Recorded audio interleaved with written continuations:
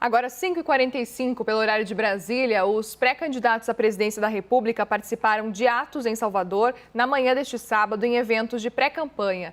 A data é marcada pela celebração do Dia da Independência do Brasil na Bahia, é por isso então que todos estavam por lá. O ex-presidente Lula, Ciro Gomes e Simone Tebet foram a atos no meio da população. Já o presidente Bolsonaro participou da tradicional motociata. Para debater a importância desses 4 pré-candidatos estarem na Bahia, hoje a gente convidou o senador Paulo Rocha, do PT do Pará, e o líder do PT no Senado. E também a gente convidou, como você já vem aí, o senador Marcos Duval, do Podemos do Espírito Santo. Senadores, uma boa tarde para os senhores, obrigada por conversarem com a gente. E antes de mais nada, nossas regras eu começo a passar para vocês então. Nós temos por premissa o equilíbrio de fala dos nossos convidados. Portanto, cada um vai ter cerca aí de 2 minutos para a resposta. Para que eu não seja indelicada e interrompa os senhores, temos aí uma sinalização. Quando o tempo estiver acabando, minha imagem vai aparecer na tela, combinado? Combinado. Só que eu não me vesti de senador, respeito aqui ao Marcos Duval que se vestiu de senador. Vamos então. Primeira pergunta, gente. Em discurso na Bahia, o pré-candidato do PT à presidência da República, Lula, disse então que é preciso revogar o teto de gastos. Senador Paulo Rocha, eu começo pelo senhor. Qual que é a sua opinião sobre esse tema? Olha, essa é uma das bandeiras principais nossa, porque com o teto de gasto a partir do governo Temer, acabou forçando o governo federal a cortar e dar limites. Teve consequências graves, por exemplo, na educação, na questão das universidades. Foi um aperto muito grande que as universidades tiveram na questão do custeio, colocando em risco a qualidade da educação superior no nosso país. Por isso que nós defendemos a derrubada do teto, para que o governo federal, na responsabilidade fiscal que terá, é fundamental que o governo federal não coloque em risco programas que fazem chegar para o povo mais pobre, para aqueles que precisam mais. Eu repito agora a pergunta para o senador Marcos Duval. Num discurso na Bahia, o pré-candidato do PT à presidência da República, Lula, disse então que é preciso revogar o teto de gastos. Qual que é a sua opinião sobre esse tema? Primeiro, eu quero dar meu abraço ao querido senador Paulo Rocha, que eu carinhosamente apelido de xerife. Pessoa fantástica dentro do PT. A gente, primeiro, deixar claro aqui para a sociedade está acompanhando que tem muita gente de alto nível dentro do PT. Paulo Rocha é um deles. Bom, sobre a questão do teto de gasto, para mim, condições nenhuma de discussão de quebrar o teto de gasto. É uma forma de controlar o orçamento, e quando você controla o orçamento de um país, você mostra equilíbrio e assim você incentiva empresas internacionais a estarem investindo no Brasil, investindo em novas empresas e indústrias e gerando emprego e renda.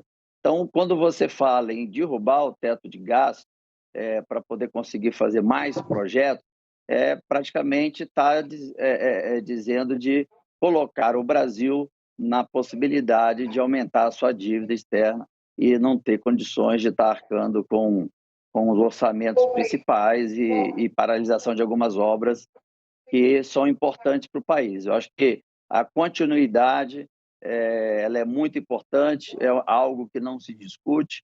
Eu acho que a gente está num momento democrático muito sensível, muita polarização, as redes sociais num ritmo que a democracia não segue esse mesmo ritmo, não tem jeito, mas vale o debate. E na minha posição e como de outros senadores, quebrar teto de gastos é dar a possibilidade de você se endividar. Vamos à segunda pergunta ao senador Paulo Rocha. O presidente Bolsonaro, durante a motociata na Bahia, ele criticou os governadores do Nordeste por terem acionado o Supremo Tribunal Federal contra a redução do ICMS e disse que, em breve, o Brasil terá um dos combustíveis mais baratos do mundo.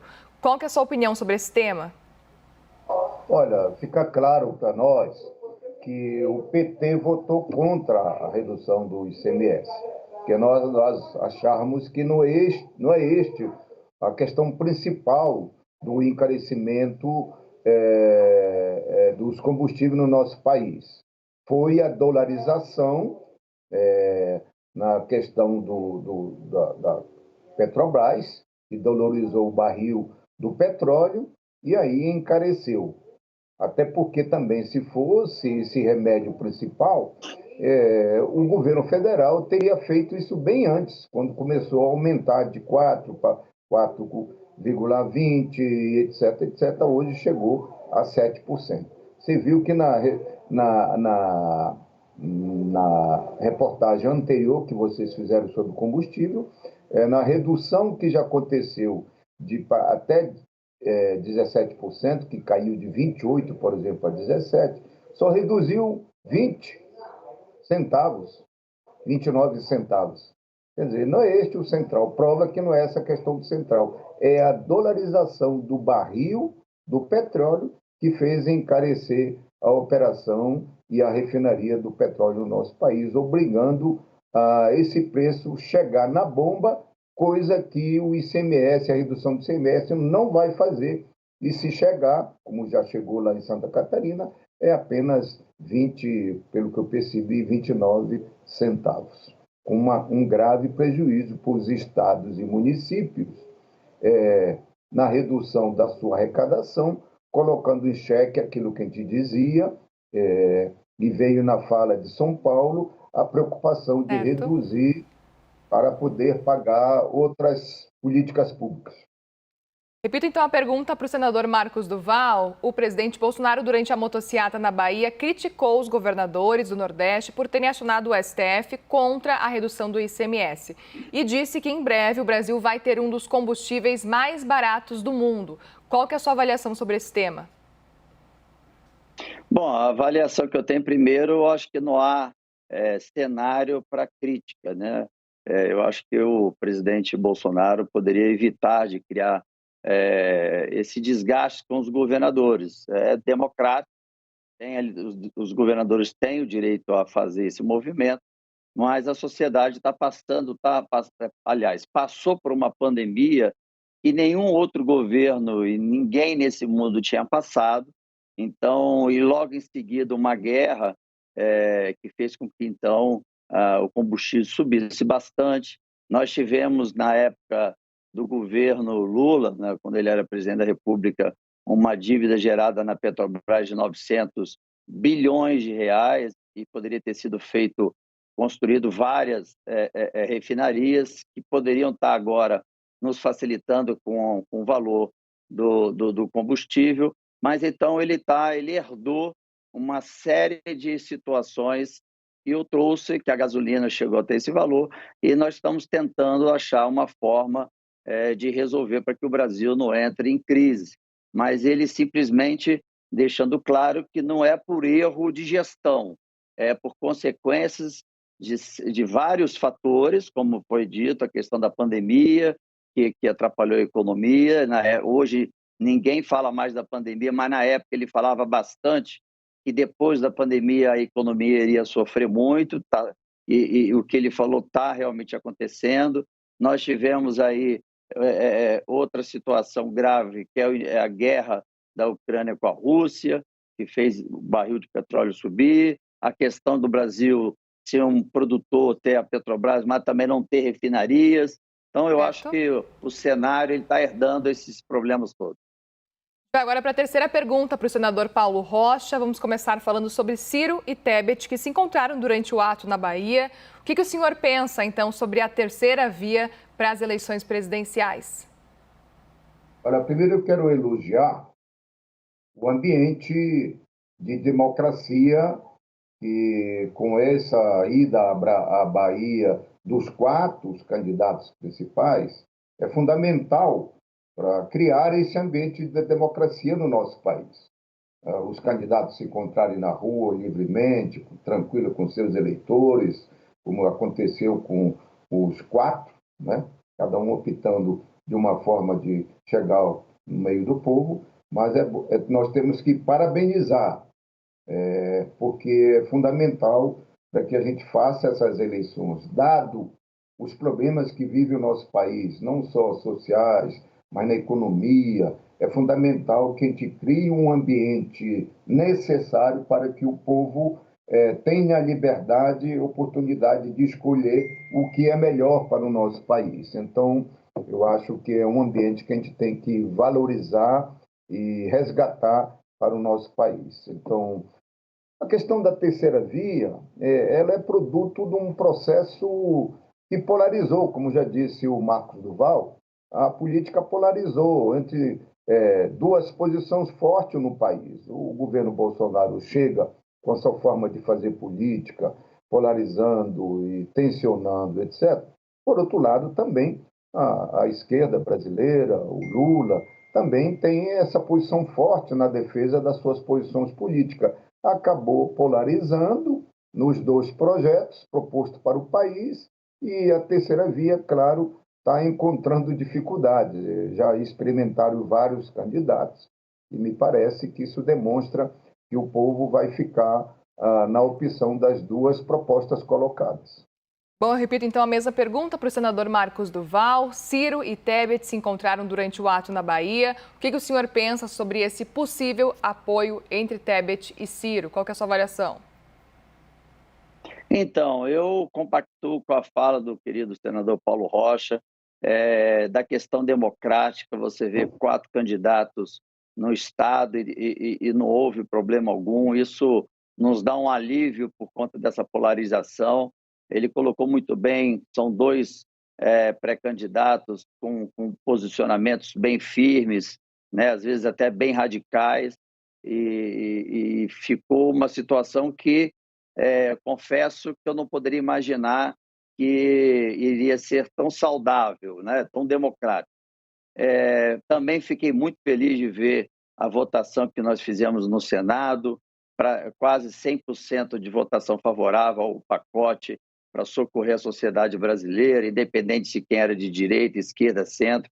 A Simone Tebet é uma senadora super competente, conduziu com maestria a CCJ, né, a Comissão de Justiça, tem muita capacidade, mas eu vejo que vai ficar realmente entre Bolsonaro e o ex-presidente Lula as 2 opções. Eu acho que a terceira opção foi uma tentativa no início, a sociedade queria uma terceira opção, mas essa terceira opção não conseguiu se firmar, e eu duvido muito que apareça ainda alguém que possa realmente ocupar uma terceira opção, e nós vamos seguir mesmo com a decisão entre Lula e Bolsonaro. Eu espero que seja de uma forma muito coerente, muito equilibrada e com muita a democracia prevalecendo sempre. Quanto às pesquisas, eu na minha pesquisa, eu posso depois detalhar sobre isso, que eu acho que o tempo acabou, mas a gente tem que ver o perfil do candidato. Perfeito, senador. Agora a gente vai para a quarta pergunta ao senador Paulo Rocha. Senador, qual que é o peso do eleitorado do Nordeste na corrida pela presidência? Ora, é muito grande. Pós os principais colégios eleitorais, que é São Paulo, Minas e Rio, vem a Bahia como estado principal, que somado aos 9 estados do Nordeste, acaba pesando muito. E o Nordeste, ele tem uma característica que eles são muito unidos, independente de que partido estejam nos governos, eles se unem muito em função que o Nordeste ficou muito tempo esquecido pelo governo central. Acabou consolidando uma unidade em torno dos estados do Nordeste, que os últimos governos acabaram dando respostas, principalmente o Lula, com a resposta às políticas importantes, que acabou, vamos dizer, consolidando essa unidade no Nordeste e sendo um colégio eleitoral fundamental e importante para definir os rumos do nosso país. Repito então a mesma pergunta ao senador Marcos Duval. Qual que é o peso do eleitorado do Nordeste na corrida pela presidência? Primeiro, colocar aqui bem claramente minha admiração a todo mundo do Nordeste, até por conta da bancada, é muito forte no Congresso, são parlamentares bem unidos. É, eu vejo que a conclusão do Rio São Francisco, que o presidente Bolsonaro realizou depois de muitos anos, de muitas promessas, eu lembro que era criança quando eu via essa possibilidade sempre acontecer, mas nunca acontecia. E hoje a gente já está vendo essa situação. Na época, quando ele era candidato, falava muito que ele ia encerrar o auxílio, né? E muitos nordestinos ficaram muito preocupados com isso, e hoje está aí até, na verdade, aumentando esse auxílio, claro, de acordo com vários contextos, mas eu vejo que a região sudeste ela tem o seu peso, São Paulo tem um grande peso eleitoral, praticamente que mostra o rumo, e eu acho que o entendimento, quando passar essa onda de polarização e a gente começar a se aproximar da campanha, os nossos queridos nordestinos vão conseguir entender que o governo atual, apesar de algumas falas esticarem a corda, vamos dizer assim, mas ele também é muito preocupado com a região Nordeste, e eu acho que isso vai se acalmar e nós vamos conseguir efetivamente ter uma posição mais definitiva na urna, não ter outro jeito. Como dizem na política, quando cada hora que você olha para o céu, as nuvens estão em outra posição. Então é praticamente impossível a gente prever, mas eu acredito muito que o nordestino vai começar a entender que o presidente Bolsonaro também trabalhou muito por eles e não o abandonou, como muitos diziam antes da eleição. Senadores, a gente está chegando no fim do debate, agora é o momento das considerações finais. Aviso a vocês que vocês têm 1 minuto para esse momento, certo? Começamos pelo senador Paulo Rocha, agora sim, as suas considerações finais. Primeiro, agradecer o espaço político, que é importante.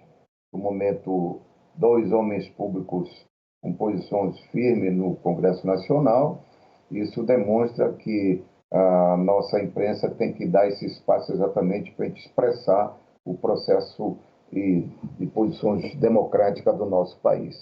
E recuperar a minha fala sobre a questão democrática que nós estamos construindo no nosso país, esse ambiente que chegou hoje na Bahia.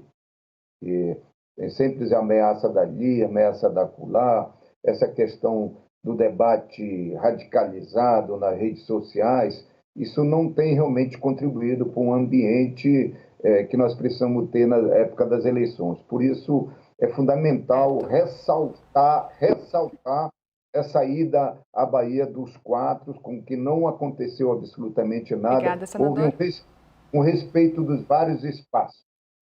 Agora sim, senador Marcos Duval, as suas considerações finais também em 1 minuto.